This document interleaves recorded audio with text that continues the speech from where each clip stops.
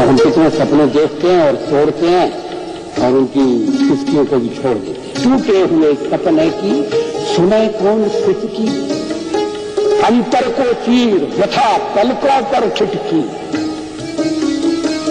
आंसू गिरेगा नहीं, अंतर को चीर यथा पलकों पर ठिठकी। हार नहीं मानूंगा, रार नहीं ठानूंगा, काल के कपाल पर दिखता उठाता हूं।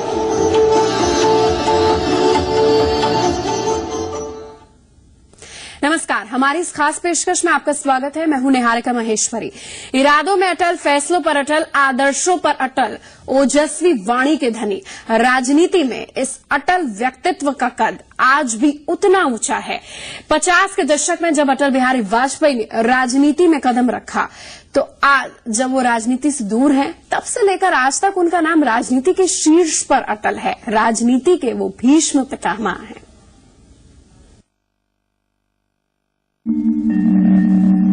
ऊंचे पहाड़ पर पेड़ नहीं लगते, पौधे नहीं उगते, न घास ही जमती है सिर्फ बर्फ, जो कफन की तरह सफेद और मौत की तरह ठंडी होती है। जिसका रूप धारण कर खेलती खिलखिलाती नदी अपने भाग्य पर बूंद बूंद रोती है। सच्चाई यह है कि केवल ऊंचाई ही काफी नहीं, सबसे अलग थलग परिवेश से पृथक, अपनों से कटा पटा शून्य में अकेला खड़ा होना पहाड़ की महानता नहीं, मजबूरी है। ऊंचाई और गहराई में आकाश पाताल की दूरी है। जो जितना ऊंचा उतना ही एकाकी होता है। हर भार को स्वयं ही होता है। चेहरे पर मुस्काने चिपका मन ही मन रोता। जरूरी यह है कि ऊंचाई के साथ विस्तार भी हो। जिससे मनुष्य ठूंठ सा खड़ा न रहे, औरों के घुले मिले, किसी को साथ ले, किसी के संग चले। भीड़ में खो जाना, यादों में डूब जाना, स्वयं को भूल जाना अस्तित्व को अर्थ, जीवन को सुगंध देता है। धरती को बौनों की नहीं, ऊंचे कद के इंसानों की जरूरत है। मेरे प्रभु, मुझे इतनी ऊंचाई कभी मत देना, गैरों को गले में लगा सकूं, इतनी दुखाई कभी मत। एक कवि, एक राजनेता, एक दूरदर्शी व्यक्तित्व और एक सफल प्रधानमंत्री, ये पहचान है उस शख्सियत की जिसने फर्श से अर्श तक का सफर जिस तरीके से तय किया, वो अपने आप में एक मिसाल है। एक ऐसी मिसाल जिसमें सीखने के लिए इतना कुछ है, अगर सिर्फ लिखने बैठें तो कई किताबें भर जाएं। ये शख्सियत है पूर्व प्रधानमंत्री अटल बिहारी वाजपेयी की। देश को आजादी मिलने के बाद गुजरे 5 सालों का वक्त ऐसा रहा है जब अटल जी बिल्कुल भी राजनीतिक तौर पर सक्रिय नहीं हैं। 2004 में स्वास्थ्य कारणों से राजनीति से संन्यास लेने के बाद अटल जी अपनी निजी जिंदगी में ही खुश हैं, लेकिन कसक तो होती है, खासकर उन्हें जिन्होंने अटल जी के साथ उंगली पकड़कर राजनीति की ABCD सीखी है। आज भी उन्हें अटल जी के मार्गदर्शन की जरूरत होती है, लेकिन अटल जी अब चुप हैं और खामोशी से बदलते वक्त की बदलती सियासत को देख रहे हैं।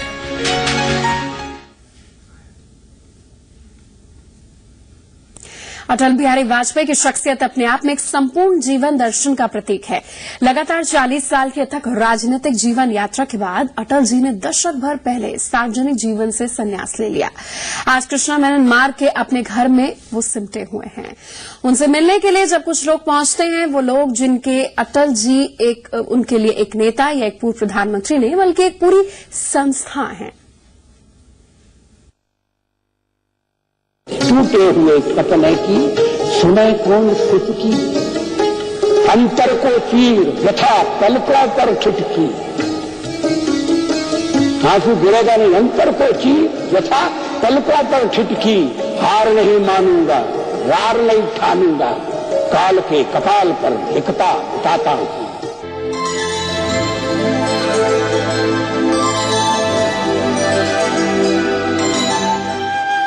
कृष्णा मेनन मार्ग पर अटल जी के इस घर पर आजकल सन्नाटा रहता है। दशक भर पहले राजनीतिक जीवन से संन्यास लेने के बाद इस घर का सन्नाटा गहरा होना जो शुरू हुआ, फिर वो सिलसिला नहीं थमा। कभी कभार कुछ बड़ी गाड़ियां इस ओर रुख करती जरूर हैं, लेकिन उसके बाद फिर से सन्नाटे का मंजर यहाँ दिखने लगता है। जीवन के 9 दशकों में अटल जी ने लगभग पूरा जीवन संघ, जनसंघ और भारतीय जनता पार्टी के कार्यकर्ता से लेकर शीर्ष नेता के तौर पर बिताया, लेकिन आज स्वास्थ्य कारणों से अटल जी लगभग एकांतवास में हैं। अटल जी सब समझते हैं, बोलने को और लिखने को तकलीफ होती है, और उनको मैं मिलता हूँ और बहुत सारे लोग मिलते हैं। अपने बंगले पर अटल जी इन दिनों खामोशी से व्हील चेयर पर बैठे रहते हैं। टीवी देखना, अखबारों की सुर्खियां पढ़ना, नियम के अनुसार दवाएं खाना और आराम करना, अब यही अटल जी की जीवनचर्या है। आज अटल जी को इस तरह देखकर कोई सोच भी नहीं सकता कि इसी शख्सियत की आवाज के जादू ने हिंदुस्तान की सियासत का मतलब बदल दिया था। 2009 में एक स्ट्रोक के बाद अटल जी खामोश हो गए। उसके बाद से ही अटल जी चुप हैं। देखिए, अभी कल ही मेरी बात हुई तो पता चला कि वो पहचानते हैं लोगों को, लेकिन अभी मैं गई थी उनके जन्मदिन पे, कई लोग गए थे, तो ऐसा लगा और बहुत दुख लगा कि उन्होंने नहीं पहचाना। मैंने बार बार कहा भी कि मैं मृदुला सिन्हा हूँ, मृदुला सिन्हा हूँ, तो उस समय हो सकता है नहीं पहचाना हो। तो हमारे जैसे लोगों को, और ऐसे हमारे जैसे हजारों लोग हैं, उनको तो वेदना होती है, पीड़ा होती है उनका कष्ट देख करके। अटल जी को चाहने वाले उनके स्वास्थ्य को लेकर चिंतित और व्यथित रहते हैं। यहाँ उनके करीबी जो अक्सर आते हैं, उनमें एनएम घटाटे जैसे लोग हैं जो बीते 6 दशकों से अटल जी के साथ हैं। आज भी लगभग हर हफ्ते या कभी हफ्ते में 2 बार भी उनसे मिलने आते हैं। घटाटे कहते हैं कि वाजपेयी आज भी मेंटली अलर्ट हैं, लेकिन स्ट्रोक ने उनसे बोलने की ताकत छीन ली है। वो खुद को किताबों और लेखनों में व्यस्त रखते हैं। घटाटे को वाजपेयी की खुश मिजाजी की कमी सबसे ज्यादा खलती है। एक बार अटल जी प्राइम मिनिस्टर थे तो मैं बैठा था साथ, क्योंकि कोई दोस्त ने जाओ तो बोले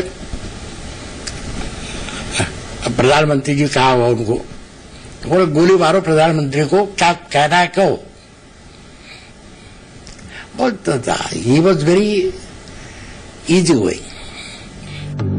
उम्र के इस पड़ाव पर पहुंचने के बाद अब अटल जी खामोश जरूर हैं, लेकिन सोचने समझने की शक्ति अभी भी बनी हुई है।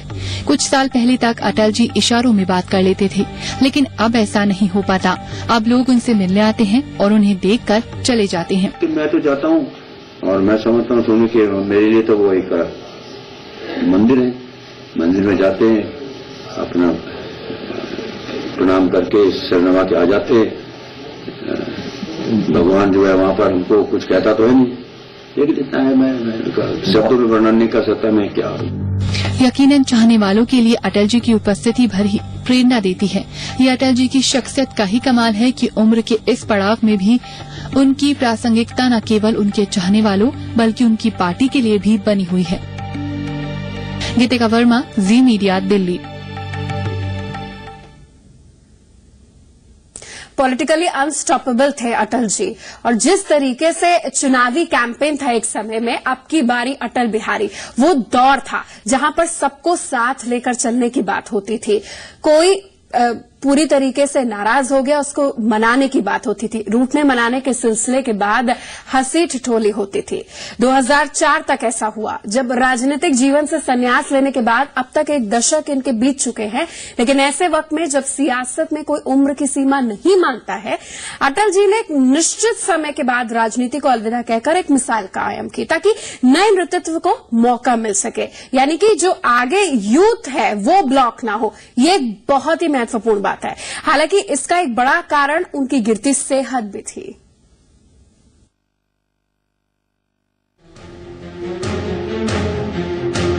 ऐसे वक्त में जबकि राजनीति में शिष्टाचार, संयम और मर्यादा के लिए जगह कम होती जा रही है, ऐसे वक्त में जबकि राजनीतिक हित साधने के लिए किसी पर भी कीचड़ उछालने से किसी को परहेज नहीं, ऐसे वक्त में भी अटल जी जैसा व्यक्ति अगर शुभ चिंतक और विरोधी दोनों के लिए अनुकरणीय है तो यकीनन भारत के लोकतांत्रिक इतिहास में ये एक बड़ी घटना है।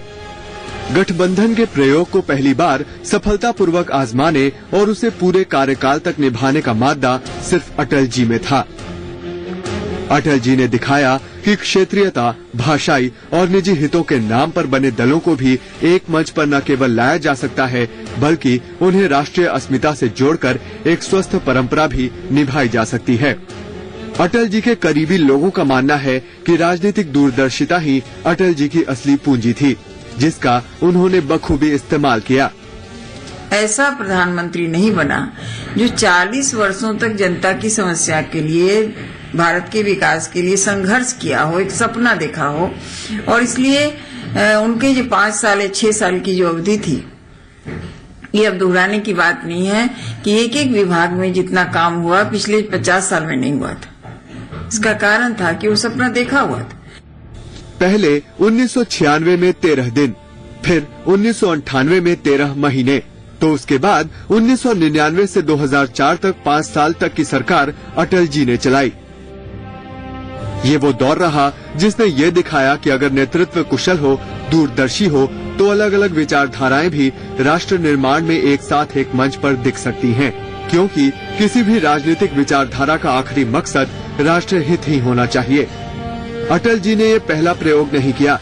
इमरजेंसी के बाद मोरारजी देसाई की सरकार और मंडल कमंडल के दौर में वीपी सिंह और चंद्रशेखर की सरकार के छोटे छोटे कार्यकाल इसका उदाहरण रहे हैं।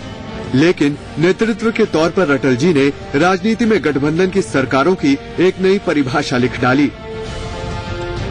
कम से कम जितना इतिहास मैं जानता हूँ, राजनीति में भी और उससे पहले में भी, चाहे वो युद्ध युद्ध के मामले में ऐसे बड़े बड़े निर्णय उन्होंने लिए जो बड़े अच्छे बड़े बड़े लोग बहादुर लोग नहीं ले सकते। कारगिल का युद्ध में किया, परमाणु परीक्षण किया।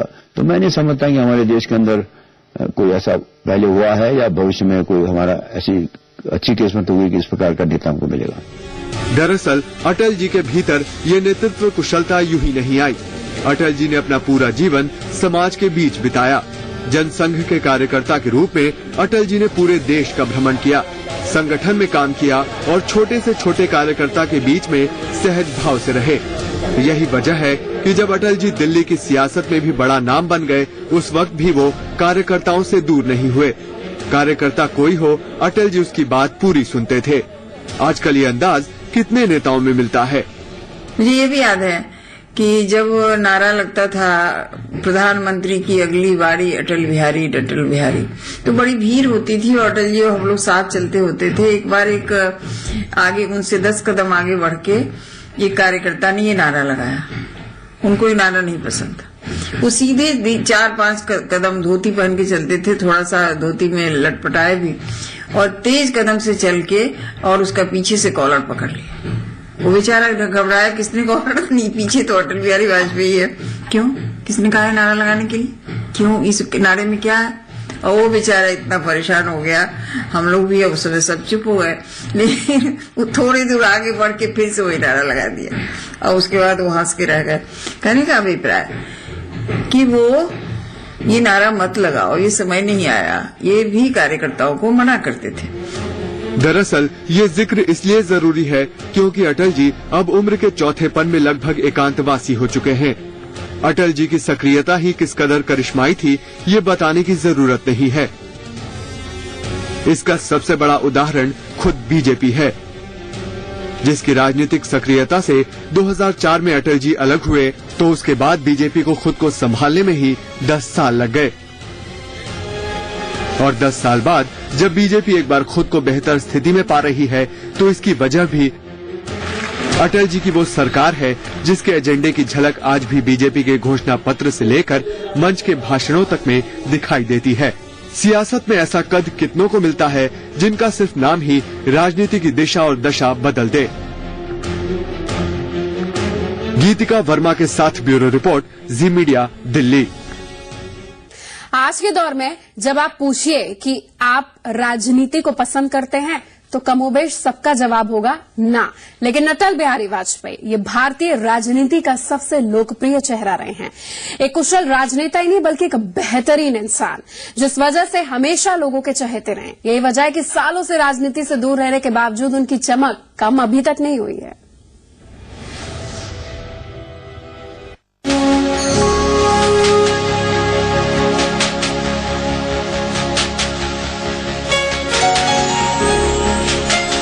भारत की राजनीति का बेहद लोकप्रिय सितारा, या यूं कहें सबका चहेता, बस एक ही चेहरा, अटल बिहारी वाजपेयी। ये एक ऐसा नाम है जिसने अपने नाम से भारत को बुलंदियों तक पहुंचाया। अपनी राजनीति के सफर में अटल जी ने हमेशा लखनऊ की धरती को चुना। लखनऊ वासियों ने अटल जी को कवि से लेकर प्रधानमंत्री तक हर रूप में देखा है। अटल जी ने अपना पहला चुनाव 1955 में लखनऊ से लड़ा, लेकिन ये चुनाव वो हार गए। पर उनकी अनूठी प्रतिभा को लोगों ने पहचान लिया और उन्हें जिताकर सांसद बनाया। 1991 से लेकर साल 2004 तक अटल जी ने अपना हर चुनाव जीता। अटल जी ने लखनऊ को एक नई पहचान दी। उनके करीबियों के मुताबिक उन्होंने राजधानी के समग्र विकास के लिए विशेष योगदान दिया। उनके व्यक्तित्व में आज भी आकाश की ऊंचाई है और लोगों को उनकी बात सुनना और मानना आज भी पसंद है। जब भी मैं उनके पास गया, जब पूरा काम करते समय उन्होंने मुझे मार्गदर्शन दिया, फ्री छूट दी। कभी किसी तरह से कोई बात कहा नहीं, ऐसा करो वैसा करो, कोई हस्तक्षेप नहीं। जो चीज मैंने मदद उनसे मांगी उन्होंने पूरी दी, चाहे आर्थिक हो, बड़ी बड़ी इंडस्ट्रीज के बारे में, बड़ा इक्विपमेंट लाने के बारे में। तो मैं नहीं समझता हूँ कि इस प्रकार का दायित्व तो किसी को, और मैं तो नया था, मुझे कोई आता नहीं था। तो उन्होंने इतना विश्वास दिया, इसके लिए मेरे पास अगाध श्रद्धा और प्रेम उनके प्रति है। राजनीति के कई चेहरे इस अनूठी शख्सियत की तारीफ करने से नहीं चूकते। अटल जी एक प्रभावशाली नेता हैं। उनका रिश्ता सिर्फ लखनऊ से न होकर पूरे भारत देश से जुड़ा हुआ है। भारत के प्रधानमंत्री बनकर उन्होंने राजनीति में कई इतिहास रचे, जिसके कारण वो आज भी जाने जाते हैं। गीतिका वर्मा, सी मीडिया।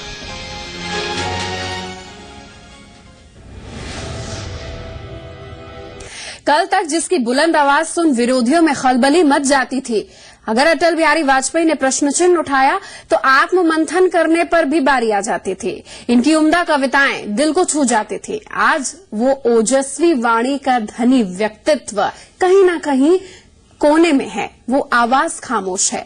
गिरते स्वास्थ्य ने अटल जी को पूरी तरह खामोश कर दिया है, लेकिन आज भी व्हील चेयर पर बैठे अटल जी अखबार और टीवी के जरिए देश की सियासत की सारी जानकारी रखते हैं।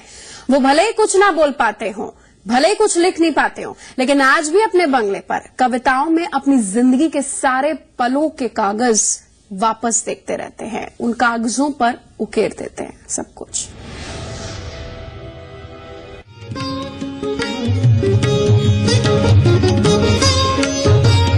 चौदह साल की अटल, सालों पहले एक कोने में बैठा ये शख्स, जिन्हें इस बात का अंदाजा भी नहीं था कि सालों बाद ये इस मुकाम पे रहेंगे कि हर फोटो, हर खबर इनके बिना अधूरी रह जाएगी। और आज अपनी जिंदगी के 90 सावन पार कर चुके अटल अपने कृष्णा मीनन मार्ग में सिमट कर रह गए हैं। लोग इनकी एक झलक के लिए तरसते हैं, लेकिन सब चुपचाप देखते रहते हैं अटल। अपने कृष्णा मीनन मार्ग वाले बंगले में अटल बिहारी वाजपेयी खामोशी से व्हील चेयर पर बैठे या तो टीवी देखते रहते हैं या अखबारों की सुर्खियां पढ़ते रहते हैं। 2009 में एक स्ट्रोक पड़ने के बाद से अपने भाषणों से भीड़ को बांध देने वाले वाजपेयी अब खामोश रहते हैं। 3 बार भारत के प्रधानमंत्री अटल जी ने करीब 1 दशक पहले राजनीति को अलविदा कह दिया था, लेकिन आज भी बीजेपी के साथ साथ हर पार्टी के लोग भी वाजपेयी जी की सीखों को भूल नहीं पाए हैं और न ही कभी भूल पाएंगे। ग्वालियर की जमीन पर एक ऐसा लाल पैदा हुआ जिसने अपने व्यक्तित्व से देश का नाम विश्व में स्वर्ण अक्षरों में लिख दिया। 25 दिसंबर को जन्मे अटल बिहारी वाजपेयी के जन्मदिन को आज बीजेपी सुशासन दिवस के रूप में मनाती है। अटल ग्वालियर के गौरवदीप होने के साथ साथ भारत के अमोल रत्न भी हैं। आज वो अस्वस्थ हैं, उनका संपर्क अब किसी से नहीं है। काफी समय हो गया उनकी सभा सुनी। अटल जी से जुड़ी अनेक स्मृतियां करोड़ों लोगों के जुबान पर आज भी मौजूद है। लगता है कल की ही बात है जो अटल जी मिलकर आए थे। सत्ता का खेल तो चलेगा, सरकारें आएंगी जाएंगी, पार्टियां बनेगी बिगड़ेंगी, मगर ये देश रहना चाहिए, इस देश का लोकतंत्र अमर रहना चाहिए। अटल जी भारतीय राजनीति का वो नाम है जिस पर एक दल बीजेपी नहीं बल्कि जिस पर पूरा देश गौरव करता है। आज भी अटल जी दोनों सदनों के हर सदस्य की जुबान पर छाए रहते हैं। कोई दिन ऐसा नहीं बीतता है जब अटल जी की चर्चा नहीं होती हो। अटल जी पहले गैर कांग्रेसी प्रधानमंत्री बने। अटल जी वो शख्स हैं जिन्होंने स्वयं सदन में छोटी सी उम्र में तत्कालीन प्रधानमंत्री पंडित नेहरू से दो हाथ किए थे। अटल जी और लाल जी की जोड़ी बेमिसाल रही। विश्वास की ऐसी कड़ी भारतीय राजनीति का अनुपम उदाहरण है। दंग रह गया जब मैंने श्रीमती सोनिया जी का भाषण पढ़ा तो BJP lead government has shown itself to be incompetent, insensitive, irresponsible, and brazenly corrupt.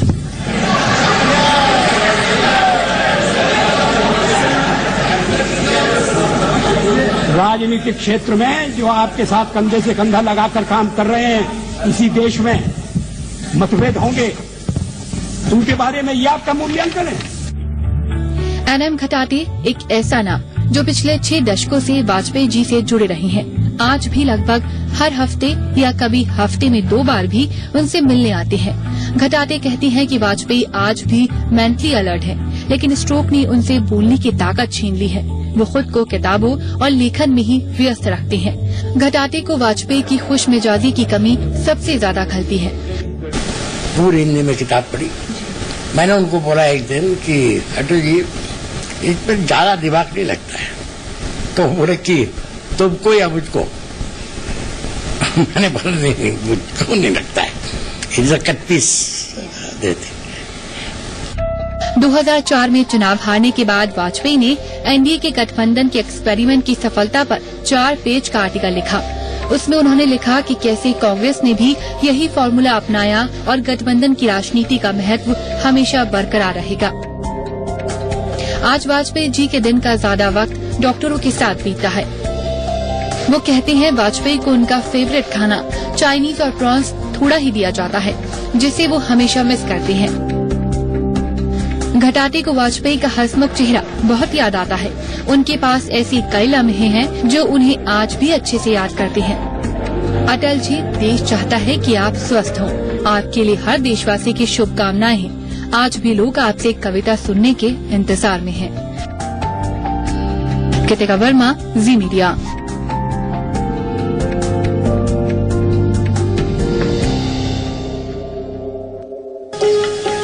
और हम कितने सपने देखते हैं और तोड़ते हैं और उनकी किस्तियों को भी छोड़ देते हैं। टूटे हुए सपने की सुने कौन स्थिति की, अंतर को तीर यथा पलकों पर छिटकी। आंसू गिरेगा नहीं, अंतर को चीर यथा पलकों पर छिटकी। हार नहीं मानूंगा, रार नहीं ठानूंगा, काल के कपाल पर लिखता बताता हूं।